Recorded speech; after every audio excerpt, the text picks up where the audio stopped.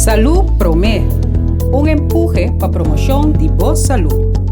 Diz Promé por rueda de prensa. Sí, ahora que nos proyecto Kunukito Cultivo Sin Terra. Esse aqui é um projeto guiado para a AVB, também está caindo do Ministério de Gemen.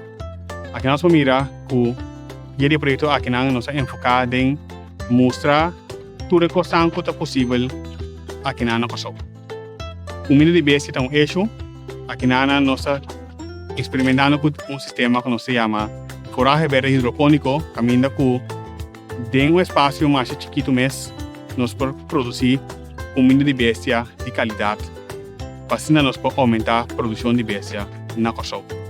Adicional também por dentro do sistema hidropônico, caminho que nós temos seguro 2 para 3 sistemas de sistema hidropônico que nós podemos mirar com ele funcionar e com nós podemos viável até para nós ir na casa. Que men água na casa também pode ter sistema hidropônico na casa e pode produzir, entre outros, uma salada. Tem etapa que nós experimentar com de caso que crops lá, nós experimentar com armos e nós podemos garantizar que nada de uma qualidade sumamente alta. Mas na casa podemos por essa aqui. Também para quando quero essa aqui também está experimentando com a maneira que nós podemos produzir na grande escala para inteira casa como pode ser.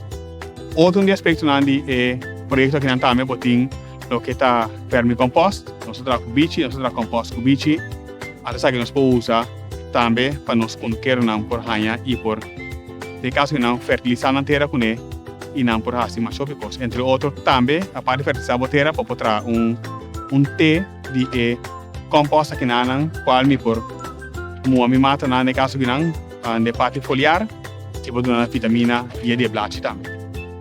Que mais que é a seguir tra, a primeira seguir tra conjuntamente nós queda buscar solução para a área, especialmente o setor de agricultura.